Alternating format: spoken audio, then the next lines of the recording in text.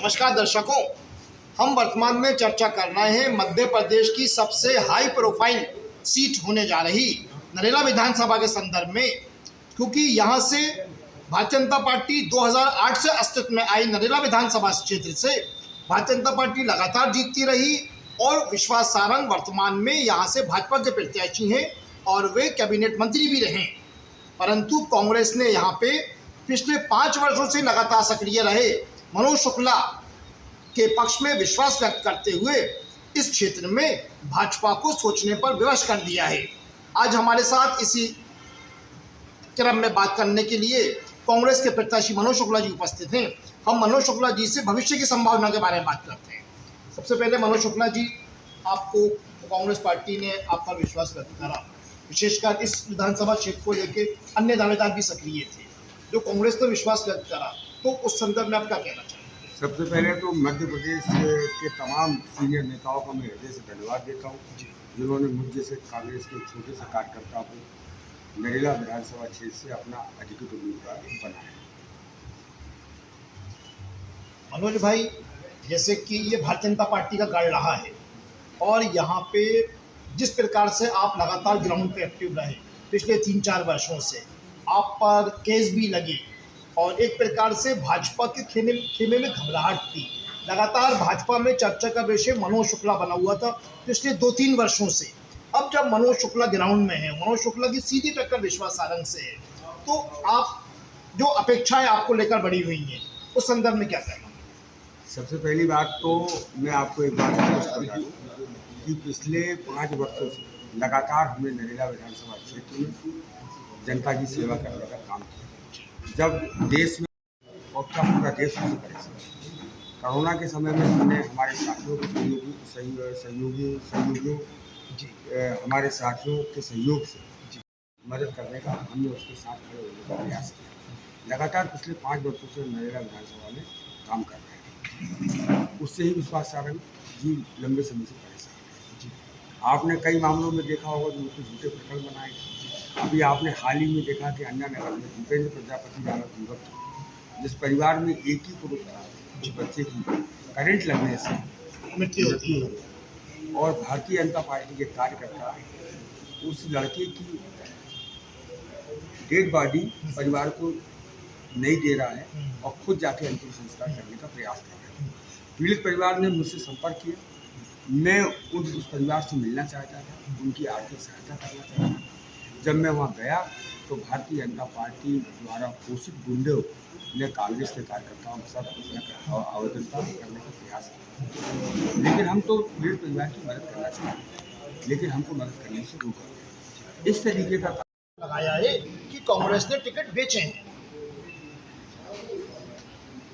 तो उनके पास उनको कौन बता रहा है कि कांग्रेस ने टिकट बेचे?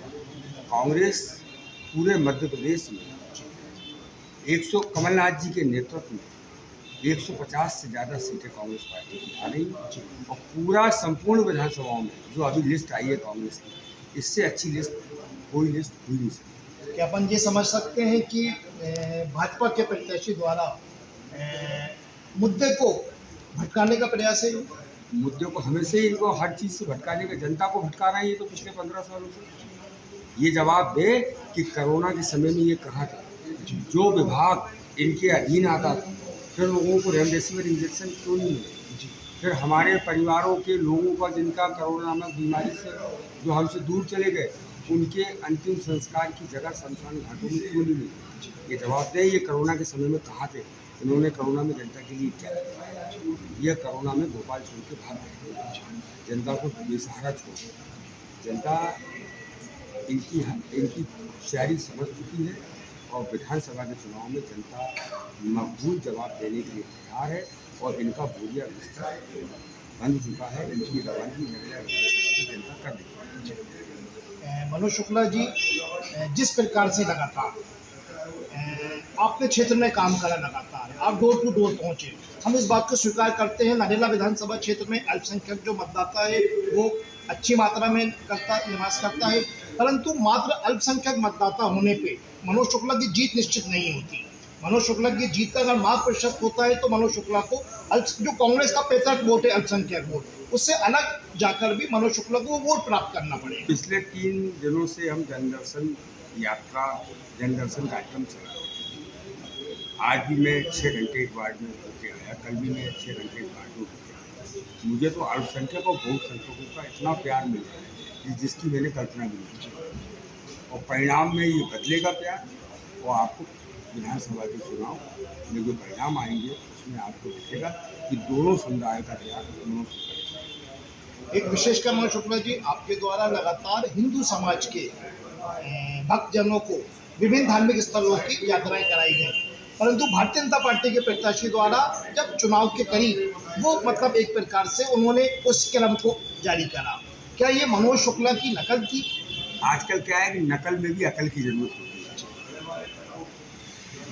जिस तरीके से धार्मिक यात्रा देख के आनंद फानंद में धार्मिक यात्रा करना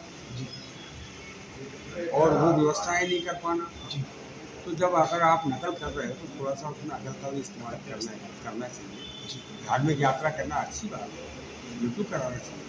और ये मेरी जो धार्मिक यात्रा है, जो मैं निःशुल्क प्रदर्शन गदा जी की प्रतिमा करता हूँ, ये मेरे जीवन का हिस्सा है। इसको चुनाव जोड़ के ना देखा जाए, और मैं जब तक इस पृथ्वी पर मेरा परिवार रहेगा, ये निःशुल्क प्रदर्शन गदा जी की प्रतिमा की यात्रा चालू रहेगी। और मैं सब धर्मों को मानने वाला हूँ, इंसानियत को मानने वाला हूँ, और सब धर्मों का सम्मान करने वाला हूँ। मनोज शुक्ला जी, इस विधानसभा क्षेत्र का एक प्रमुख मुद्दा रहा है।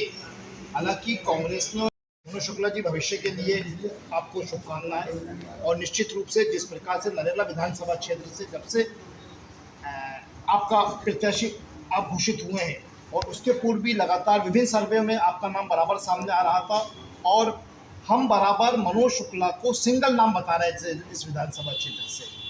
तो आपका बहुत बहुत धन्यवाद। बहुत बहुत धन्यवाद। ये आज हमारे साथ मनोज शुक्ला जी थे, और मनोज शुक्ला जी ने चुनाव के संदर्भ में हमसे चर्चा करी, हमने कुछ मुद्दों को लेकर उनसे बात करी। हम आगे भी लगातार मनोज शुक्ला जी द्वारा जिस प्रकार से जनसंपर्क किया जा रहा है, और अब उनके जनसंपर्क से बराबर आपको रूबरू कराते रहेंगे। आप तक इस खबर को पहुंचाया कैमरा पर्सन साथ सहयोगी अनुराग अग्रवाल के साथ मैं गौहर खान, खबर लाइव। धन्यवाद।